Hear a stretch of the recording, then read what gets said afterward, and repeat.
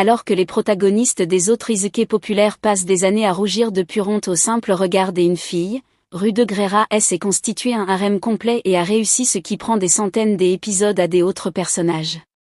Mais saviez-vous combien de scènes osées, sauvages et carrément folles ont fini censurées dans l'anime pour éviter que le projet ne soit banni de toutes les plateformes?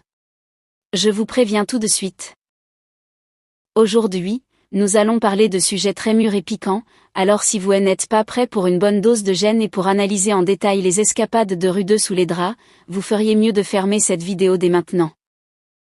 Mais pour ceux qui sont restés, nous allons décortiquer toute la chronologie de ces rencontres, de sa première nuit jusqu'à la fin, en comparant la censure de l'anime avec la folie de l'œuvre originale, et en jetant un œil aux détails les plus juteux de sa vie de famille, qui se développe déjà pleinement dans la 3e saison. Pour commencer, nous devons parler du premier amour de Rude, Eri. Dans le roman, la façon dont s'est déroulée leur première nuit ensemble présentait plusieurs détails différents, mais les créateurs de l'anime ont décidé de couper certaines choses. Dans le livre, Eri meurt de honte lorsqu'elle propose à Rude de passer à l'étape suivante et de faire enfin l'amour. En revanche, dans l'anime, elle le dit d'une manière très froide, ce qui est logique puisqu'elle avait déjà pris la décision de l'abandonner. Rude, qui se prétend un homme de principe, tente de la repousser.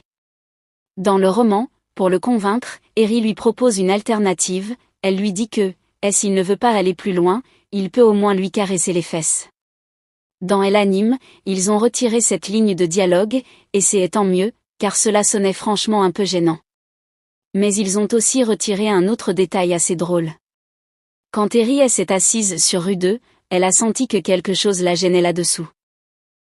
Tout rouge, elle lui a demandé « Qu'est-ce que c'est ?» Rude, très sincère, lui a expliqué que son ami s'était simplement redressé devant tant de beauté. En entendant cela, Eri a soupiré et s'est frotté contre l'entrejambe d'un Rude déjà très excité. Le jeune homme a tenté de résister, mais en plus de lui dire qu'il la regardait lui aussi tout le temps, Eri sort sa meilleure carte dans le roman, elle lui dit qu'elle a déjà l'autorisation officielle de ses parents.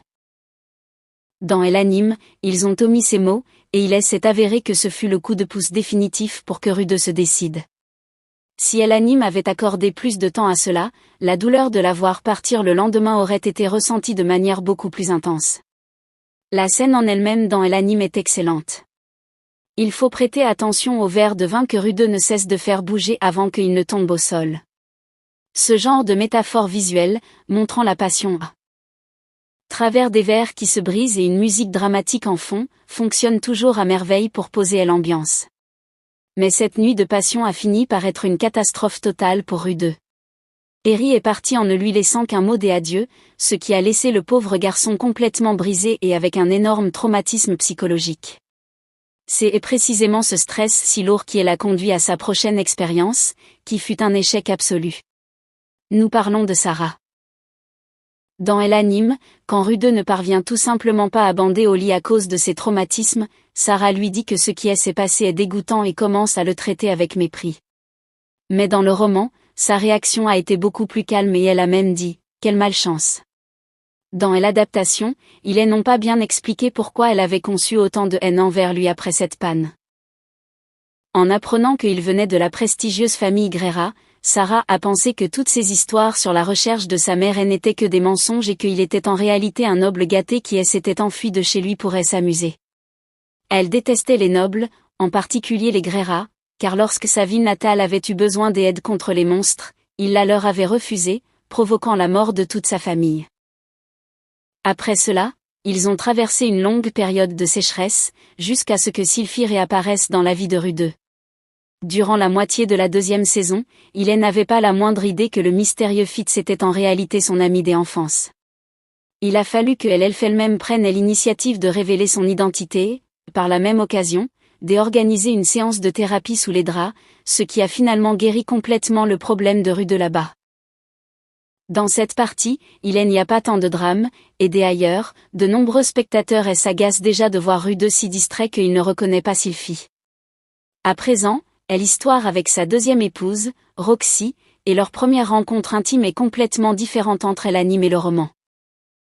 Dans l'œuvre originale, Rude était si profondément plongé dans la dépression et la douleur qu'il n'avait pratiquement plus aucun contrôle sur lui-même, ce qui a rendu leur première nuit ensemble extrêmement chaotique et rude. Cependant, ce fut un sacrifice totalement conscient de la part de Roxy. Elle savait que c'était le seul moyen de sortir son bien-aimé du gouffre de tristesse dans lequel il était tombé après la perte de son père.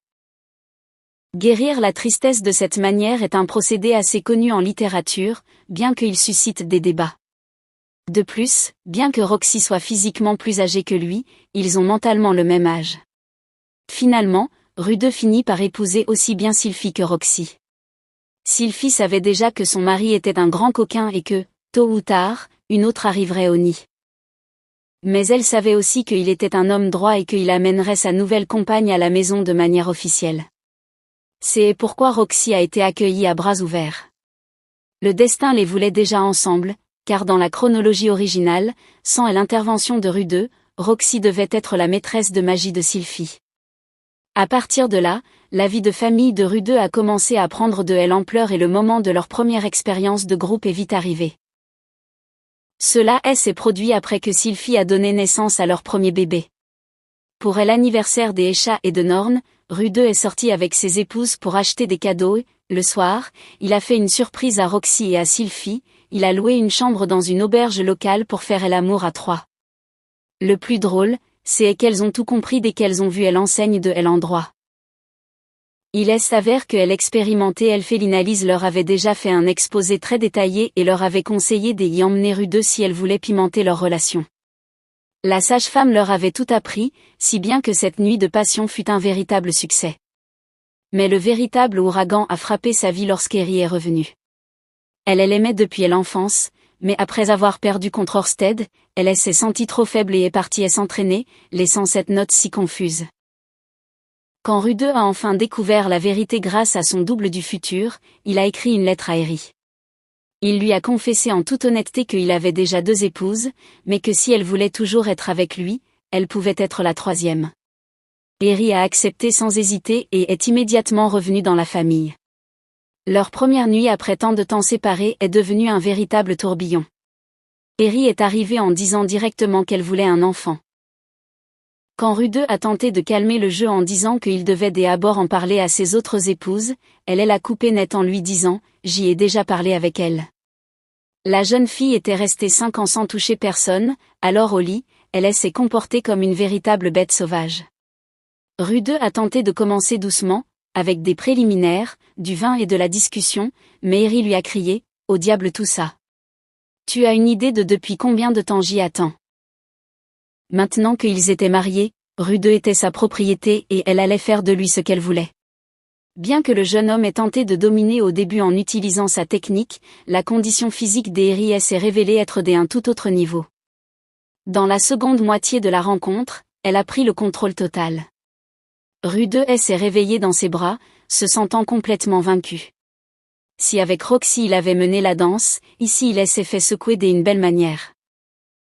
Pendant que la guerrière dormait, Rude en a profité pour admirer sa silhouette désormais mature, il a passé sa main sur son abdomen.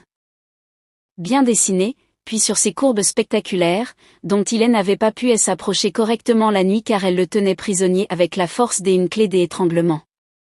Il est resté émerveillé par l'équilibre parfait entre la douceur et la fermeté de ses attributs. Mais dès qu'il s'est déconcentré en la caressant, Eri a ouvert les yeux, habité par une passion débordante. Bien que Rude gémissait en lui demandant d'être douce, elle l'a dévoré une seconde fois sans pitié, le laissant complètement épuisé pendant qu'il pleurait comme une collégienne. Le pauvre n'a réussi à sortir du lit qu'à midi, se sentant vidé comme un citron pressé. Et quand il a regardé par la fenêtre, il a vu Eri s'entraîner joyeusement avec son épée dans la cour, comme si la nuit précédente ne s'était absolument pas produite. Cette expérience a éveillé de nouveaux goûts chez Rude. Il a lui-même classé la personnalité de ses épouses dans l'intimité, Sylphie est du genre passive, Roxy est la technicienne et Eri est la dominante et agressive sous les draps. Finalement, toutes ces aventures intenses mènent à un dénouement logique. Avant les batailles décisives, Rude est resté un bon moment sans toucher personne par choix personnel. Mais un mois après avoir vaincu l'apôtre des Hitogami, il est rentré chez lui avec l'envie de rattraper le temps perdu. Le matin, il est allé voir Roxy, qui était encore à moitié endormie, et lui a proposé de prendre sa journée. Elle a rougi, a enroulé une mèche de cheveux autour de son doigt et lui a dit « Pour moi c'est d'accord, mais est-ce que Eri est d'accord ?» À ce moment-là, Eri est entrée, elle aussi très intimidée, et a donné son approbation.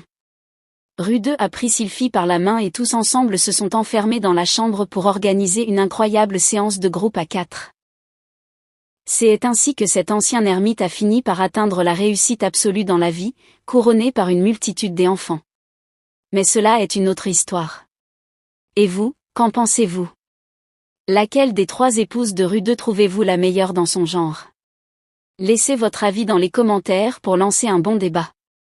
Et n'oubliez pas non plus de vous abonner à la chaîne, car de nombreuses autres analyses de romans et des animes avec les détails les plus juteux arrivent. On se retrouve dans la prochaine vidéo, salut!